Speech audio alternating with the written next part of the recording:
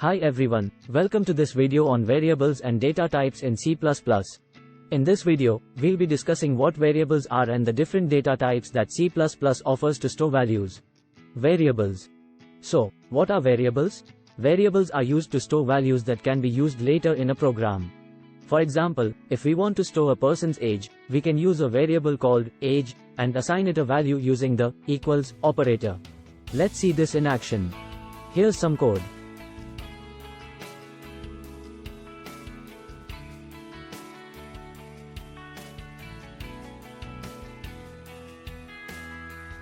Let me explain what's happening here. We start off by including the IOStream library, which allows us to use the input-output stream objects in C++. Then, we declare the main function, and inside it, we create a variable called age of type int, which stands for integer. We then assign it a value of 30 using the equals operator. Finally, we use the quote object to display the message, the person's age is, followed by the value of the variable age. The end is used to insert a new line character at the end of the message. That's all for this video on variables in C++. We covered what variables are, how to declare them in C++. I hope this was helpful.